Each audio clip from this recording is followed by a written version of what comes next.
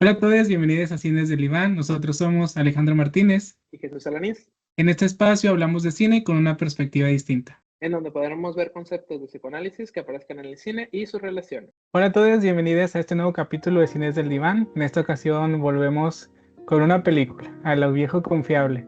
En esta ocasión vamos a hablar de la película Beautiful Boy en inglés y en español se llama, si mal no recuerdo, Siempre serás mi hijo. Tal cual. En esta película, como lo comenta Leo, volvemos a las películas. Es un gran tema, en particular de la elección de la película, porque habla uno en particular de como la adicción a sustancias, que es un tema muy como controversial en muchos sentidos. Hay bastante material de qué hablar por ahí. Y desde nuestra materia, desde psicoanálisis, hay mucho también que se puede ir agregando en esta parte como las toxicomanías, que es lo principal. Pero la película data un poquito del año 2016 y es protagonizada por, discúlpenme la mala traducción de mi poco inglés, pero es Timothy Chalamet Chalamet, o algo así se pronuncia. sí, Chaplin, algo así, Chalamet, según Adam Sandler. Y Steven Carell, que es son los actores pues, los principales de la película. Sí, que Steven Carell es el de Office, el del meme de No, God, no. Así lo pueden ubicar. Tal cual. Sí, como decía Chuy, en esta película el tema principal de la trama es la adicción de Nick, el hijo de David, el protagonista, que Nick es Timothy. Y vamos viendo desde un principio, ya inicia con este contexto de la adicción, pero a lo largo de la película vemos muchos flashbacks que nos dan o nos intentan dar un poco de contexto de cómo se fue desarrollando esta situación. Y vemos diferentes cosas bastante importantes. Si bien la cuestión de la adicción o el consumo de sustancias parece ser la trama principal, nosotros veíamos como ciertas cositas que iban mucho más allá que solo la cuestión de la adicción. Creo que más que nada diríamos que se ve la adicción como síntoma de otra cosa, no como la cuestión principal. Claro, incluso en este primer momento, yo lo pensaba en esta película en particular. En particular quiero ir señalando, dar como ciertas pausas de este tema, porque no queremos caer, sobre todo no personalmente, no quiero caer en que todas las adicciones son iguales o todos se derivan a lo mismo, porque ahora sí que lo trivial del psicoanálisis y de los psicólogos, ahora sí que caso por caso, en anyway situación, pero en este en particular suena mucho que es como estas sustancias o este tipo de consumos es por una falta, al parecer, o lo estuve medio revisando así, como de identidad o falta de como determinar como la identidad de, ¿por qué lo comento así? Hay una escena en la película de como a la media hora más o menos, me voy a saltar por partes, pero para señalar esto, en donde él ya tiene una relación, porque no vamos a ir a regresar al inicio, pero él ya tiene una relación, todo marcha bien, al parecer está en la universidad y todo bien, pero en un momento se encuentra como muy serio, está en una cena medio incómoda al parecer, sube al baño, ingiere unas pastillas, baja y como que entra en ese como mood y de repente se empieza a reír y luego empieza a adentrarse a la dinámica, por así decirlo, a ser más sonriente y más integrativo, por así decirlo. Y me quedaba mucho en esta parte de qué le faltaba para poder entrar, ¿no? Por así decirlo, a esa escena, a ese mood, llamémosle así. Y justamente este primer momento de esta como sustancia es lo que la activa, ¿no? Es decir, ya puedo entrar, por así decirlo, ya soy hasta cierto punto suficiente, que en ese concepto me voy a quedar probablemente toda la película y todo el capítulo de hoy en ser suficiente. Lo vamos a ir trabajando poco a poco este capítulo. Ajá. Y es que esa falta se ve en toda la película, es el llenar algo y justamente ese ser suficiente donde no terminamos de dar el ancho, como a lo mejor podríamos decir, porque justamente, y me parece súper importante esta parte de la identidad, porque va a lo largo de toda la película, vemos, como decimos, la adicción o el consumo como el síntoma de otra cosa o como un efecto secundario, podríamos decirlo de esta manera, a otra cosa que pues funcionaría a través justamente de esta falta.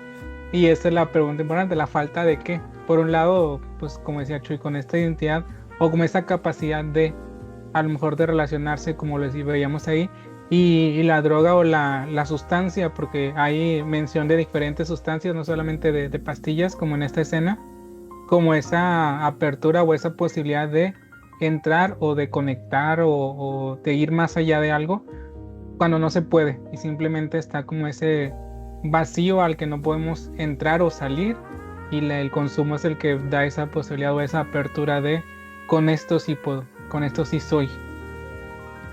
Ahora, quiero hacer esta pequeña parte para poder explicar un poquito ahora sí, más acerca de la historia de la película, para empezar un poquito más a narrar. La película empieza, como lo comentaba, en pequeños flashbacks, en este caso de David, que es el padre, que en este caso es Steve Carell, y se ve en este caso a su hijo, a Nicholas, de manera muy pequeña, y empiezan a hacer como ciertos comentarios como de su todo. Inclusive cuando inicia la película, inicia en una entrevista al parecer como un psiquiatra, un médico, no lo voy a poner como tal, pero es una cita al parecer, y le comenta esa situación de la dependencia a las sustancias de su hijo y que el problema quiere como curarlo, ¿no? Que es algo también que más adelante se lo quiero comentar, esta necesidad de la familia o del encargado, entre comillas, encargada, de rescatar a la persona intoxicada, ¿no? Llamémosle así.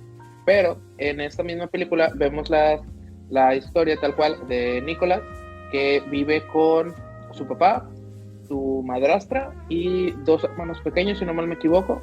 Un hermano y una hermana. Un hermano y una hermana tal cual, hijos en este caso del segundo matrimonio, en este caso de David. Y con la mamá no sabemos exactamente qué sucedió, pero nos comentan en un apartado de la película, como a la hora más o menos, que ella vive por su cuenta y también al parecer está casada, si no me equivoco, tiene como otra vida aparte. No se comenta como tal, pero por más o menos el acomodo, ¿no? Que suena. Disculpen si lo supongo. Y Timothy en este caso, el actor, por así decirlo, Nicolás, vemos estas como pistas de que en minuto 5 de la película ya va una vez a un internamiento, en este caso que son las clínicas de rehabilitación en Estados Unidos, que de aquí también tenemos un poquito que aclarar. El contexto de Estados Unidos con el consumo de sustancias también es un poco más, entre muchas comillas, avanzado que en este caso aquí en México. Aquí tenemos un poquito más, no voy a decir negligencia porque son métodos de farmacia y métodos también de clínica, pero tienen un poquito más de procesos de rehabilitaciones, ¿no? El consumo de sustancias en Estados Unidos y en México es abismalmente diferente, sobre todo en estos de los opioides sobre todo, pero vemos este primer acercamiento y donde hay mucha renuencia, ¿no? Hay mucha renuencia al cambio, hay mucha renuncia a soltar estas sustancias, y sobre todo un comentario que también me gustaría con eso arrancar, de cuando están en el auto, Nicolás le comenta de casi no quiero ir, pero lo hago por ti, y que no se te olvide que lo hago por ti. Y en eso, corte A, ya están en el internado y se hace un proceso por ahí. Esa es como tal la historia de la película, y Alex Wachowski me lo va a ir complementando en esta parte también.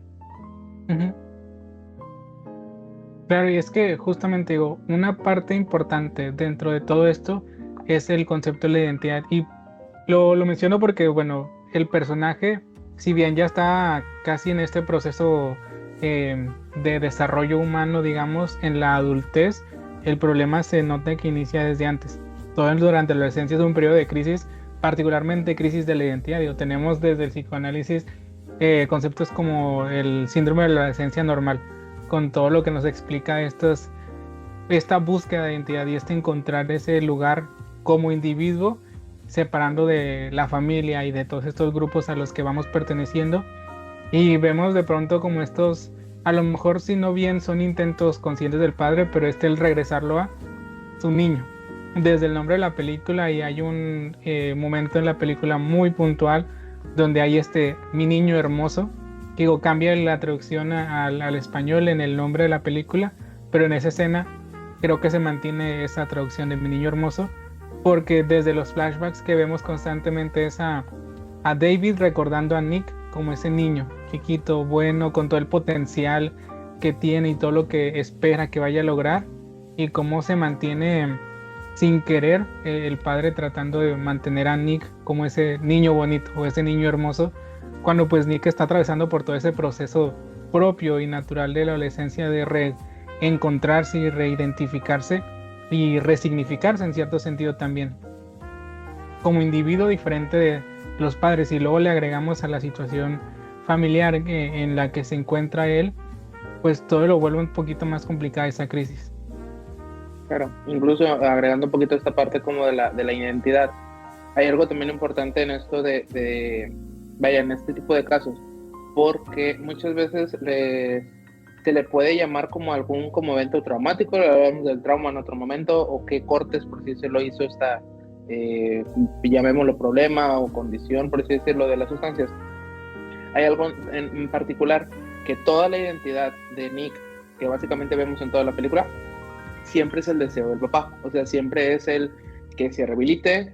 Hay incluso una escena en particular de que donde él le dice que no quiere estudiar, que quiere ser independiente, y David reaccionó como de, ¿y qué vas a hacer? O sea, ¿qué vas? Básicamente como de, si no estudias, ¿qué otra cosa te queda? ¿No? Como de, no hay otra como opción, no tiene que seguir el camino de lo correcto, por así decirlo. Y esto ayuda bastante también a la formación, en este caso de con quien lo quiera ver, en este caso de Nicholas, el cómo se va creando como personaje, ¿no? Esta persona. Claro, y es que cuando Nick expresa su deseo, se le duda, bueno, lo hacen dudar de eso, porque propone él una alternativa al no estudiar. De hecho, incluso llega a trabajar en el centro de rehabilitación en el que estaba, ahora como un consejero, si mal no recuerdo a lo que estaba haciendo. Pero es entonces que regresa con el padre y se genera como toda esta incertidumbre, otra vez esta duda, que a veces ni siquiera es que el padre puntualmente vaya y lo cuestione, pero pareciera que simplemente la presencia del padre genera ese cuestionamiento muy sutil, y a veces ni siquiera tan sutil en lo que hay, porque justamente el deseo del padre de quién tendría que ser Nick determina bastante esta dinámica. Digo, y es muy puntual porque constantemente prácticamente pasa algo relacionado sobre Nick, y hay automáticamente un flashback de Nick cuando era chiquito y Nick cuando era bueno, casi. Entonces era suficiente, llamémosle de esta manera.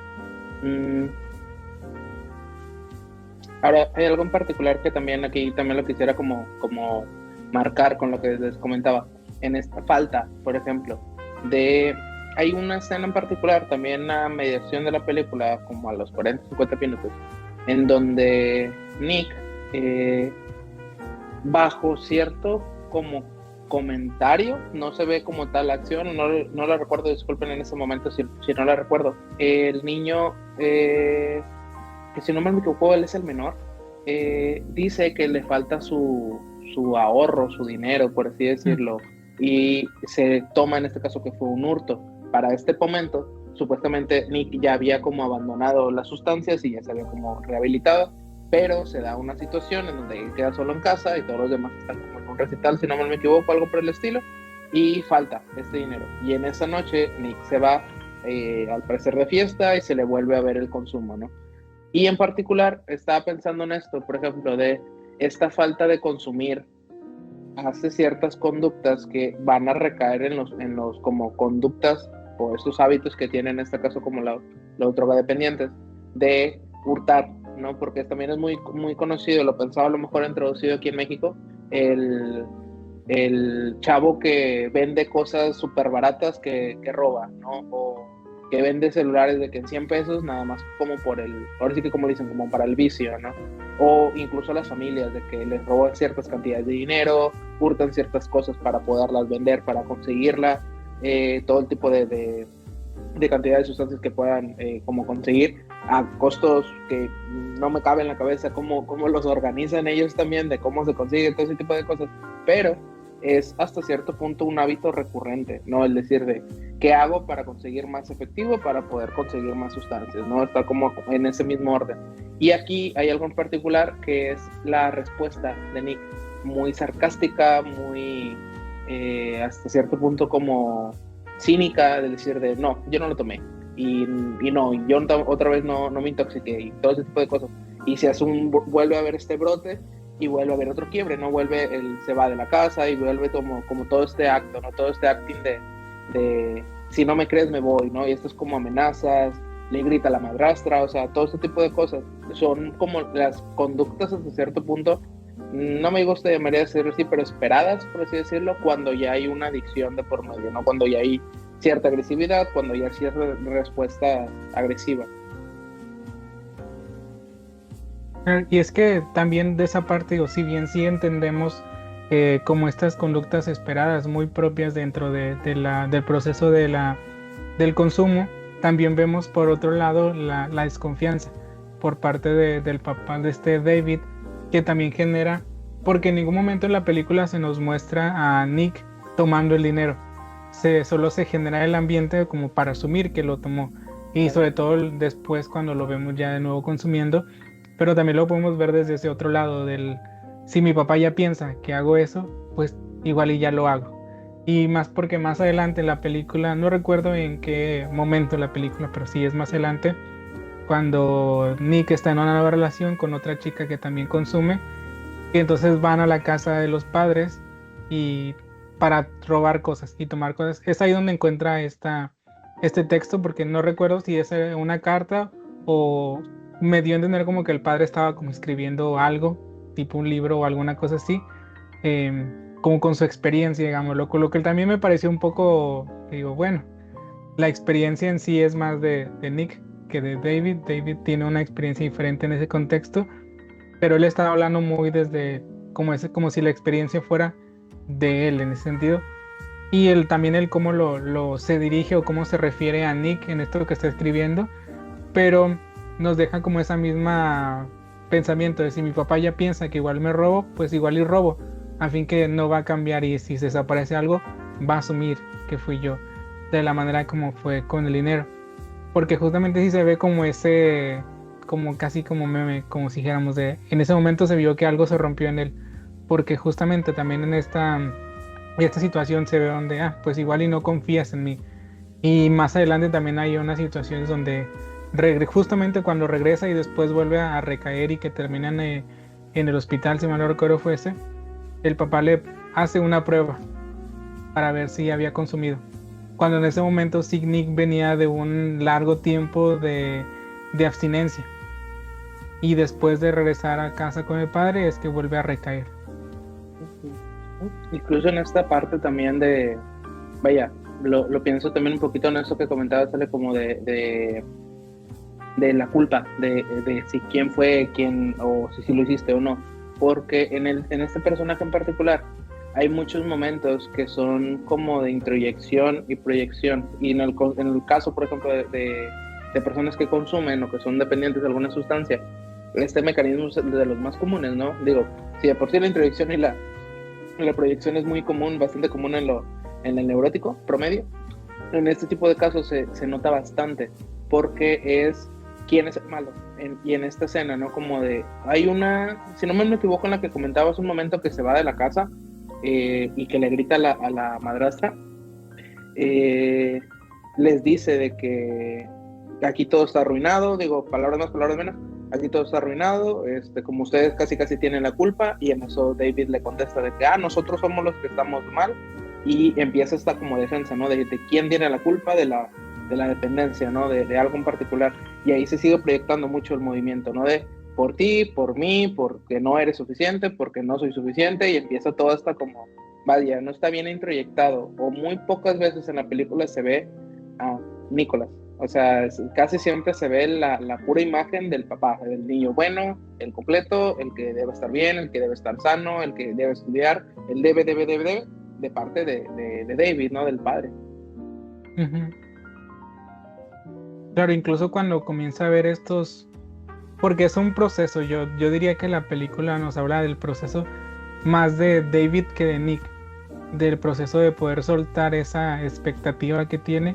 No diría que la película nos muestra un proceso exitoso de dejar pero sí los inicios, cuando ya llega un punto donde, porque Nick habla con su padre para que lo ayude a la rehabilitación y demás, y es como el sí, pero sin esto, como a través de las condiciones de Nick también, y cuando el padre también empieza a soltar ese yo no puedo ayudarte o yo no lo puedo resolver, porque ahí incluso comienza a afectar ya hasta en el matrimonio de David esta situación, cuando le dicen no puedes ayudarle, porque es ese intentar resolver, porque justamente viene desde la expectativa y el deseo del padre, el que él esté bien, que lo lleva hacia pues extremos de descuidar totalmente otros aspectos por enfocarse solamente en esto, cuando realmente ni siquiera puede resolver eso.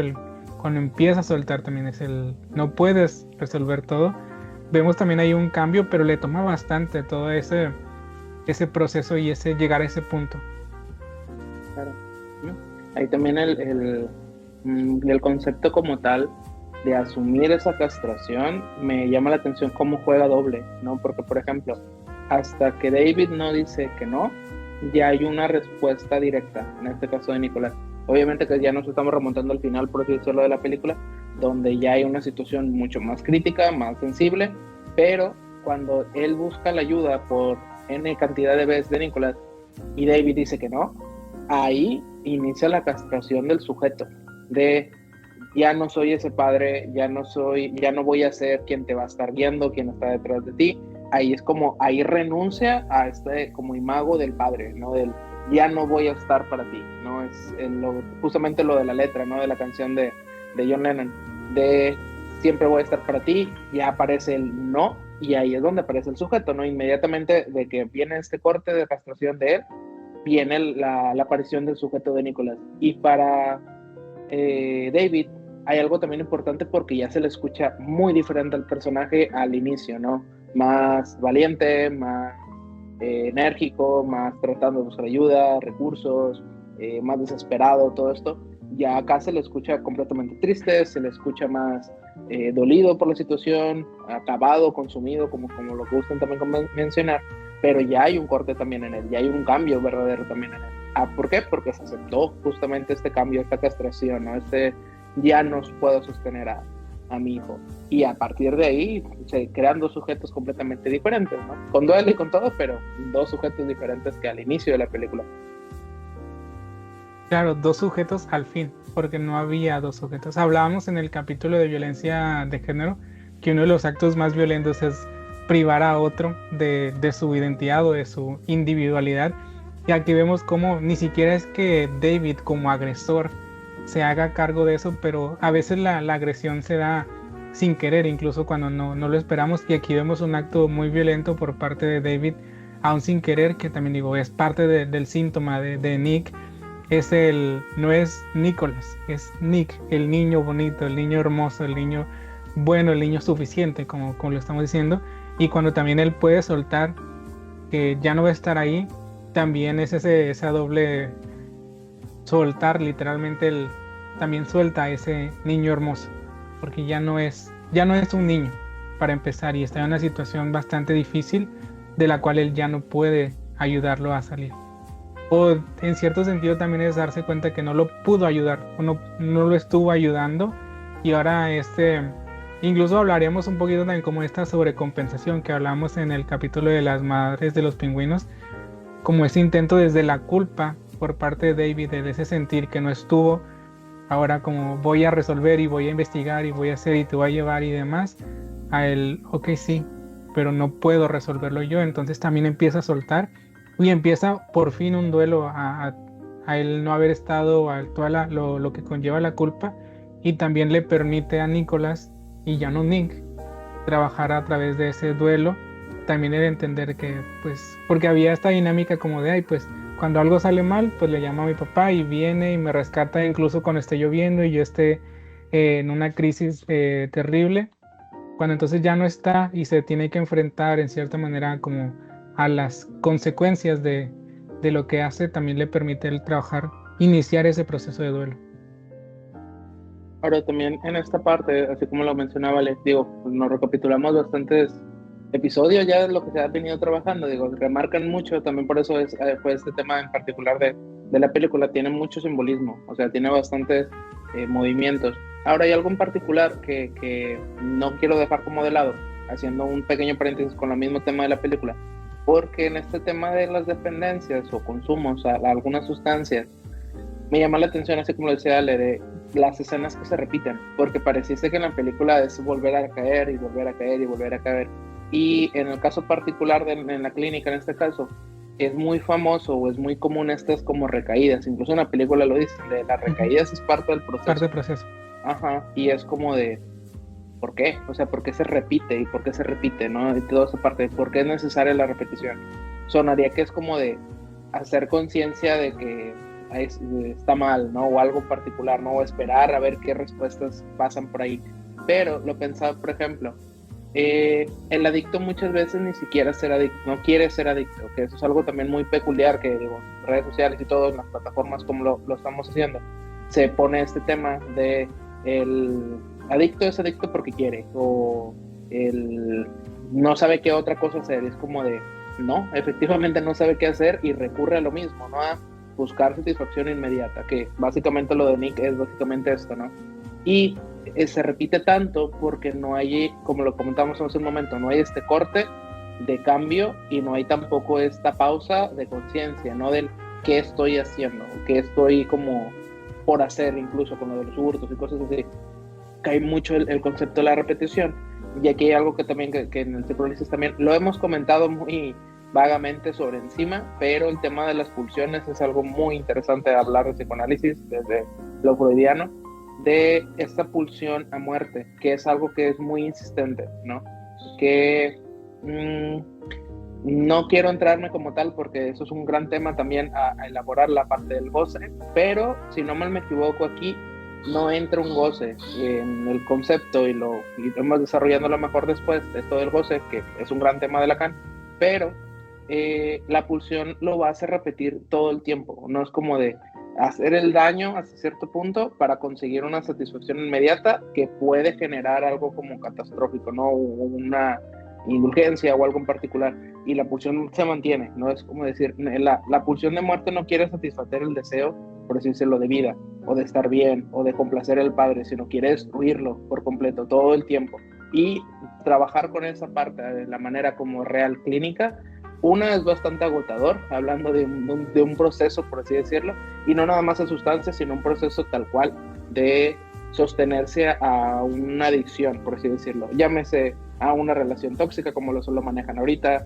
llámese al consumo desmedido de alimentos, de temas de obesidad o desmedidas de ciertas cosas, consumo de alcohol o tabaco normal, que digo que son drogas, por así decirlo, o sustancias permitidas, pero que siguen estando muy sin regular. Todo ese tipo de cosas se van trabajando desde este punto, ¿no? Desde toda la pulsión del sujeto.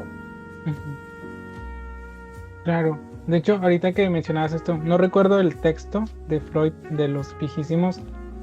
No recuerdo si es Malestar en la cultura o uno de esos, donde habla también de, ya desde entonces se habla de las adicciones, aunque a lo mejor no se nombra tal cual todavía como las adicciones o esto es la cuestión del consumo, pero estas cosas que se utilizan como para lidiar con la realidad o con la sociedad o con, pues sí, creo que sí lo diría más bien como con esta realidad, que también pues desde ahí ya comenzamos a hablar, bueno, ya comenzó a hablar Freud de los impulsos. Y sobre todo, bueno, que desde del psicoanálisis freudiano la cuestión de pulsión de vida y de muerte son una base súper importante, que justamente como ya no es solamente por el goce y el disfrute de eso inconsciente, sino también todo eso otro que se ve como más destructivo. Y pues bueno, no hay nada más destructivo que pues, atacar al yo de una manera así tan directa. Insisto, en esta parte a lo mejor, y digo, nos van a faltar minutos a lo mejor de expandir este tema en particular. Estas son como las opiniones a lo mejor que de nuestra parte podemos agregar. Hay muchas más cosas que se ven en la película, los invitamos también a participar en esta parte de ver esta película, disfrutarla también a lo mejor como nosotros, como lo mencionaba platicando con Ale unos minutos antes de la grabación. El mensaje es bastante denso, o sea, el mensaje sí está un tanto personal, ¿no? Depende de quién lo vaya viendo y que lo vayan disfrutando, pero ese es el encanto también de esta película, el llevarte, ¿no? A ciertas vivencias, que eso es lo que nos apasiona por este lado, pero creo que por el momento vamos a dejar hasta aquí esta parte. Incluso en esta película me atrevería incluso a decir una segunda parte, porque sí hay bastante que hablar, pero lo estaríamos viendo y trabajando en algún otro momento por ahí, pero con todo gusto los seguimos invitando a que puedan participar con nosotros, a que puedan seguir haciéndonos sus comentarios y sus incluso referencias de películas para seguir trabajando en este proyecto. Claro, sí, en este capítulo y en esta película en particular sí sería muy interesante escuchar las opiniones de ustedes, porque como les decía Chuy, hay muchísimo más que de lo que podríamos hablar en el capítulo, y siento que sería mejor si escuchamos también lo que ustedes ven o lo que ustedes, incluso lo que ustedes creen que no tendría nada que ver, para también enfocarnos en, porque si no, pues ya saben que a nosotros nos encanta hablar y nos vamos una hora aquí y pues tampoco es el caso. Bien, por el momento sería todo por este capítulo. Cerramos por acá y sí, siguiéndolos invitando a esas interacciones también por las redes y sobre todo en los capítulos en particular. Claro, recuerden dejarnos ahí sus 5 estrellitas, si quieren un comentario en Spotify, en YouTube, compartirlo. Digo, sé que usualmente no les decimos eso, como que lo damos por sentado, pero bueno, tal vez por ahí cuando nos acordemos les haremos el recordatorio. Pero chicos, entonces por aquí lo dejamos el día de hoy y nos vemos en el próximo capítulo. Chao. Gracias a todos por acompañarnos en el capítulo de hoy. Recuerden que pueden seguirnos en nuestras redes para más contenido. Si nos escuchas desde Spotify, no olvides darnos clic en las 5 estrellas y seguirnos en YouTube con tu like y compartir.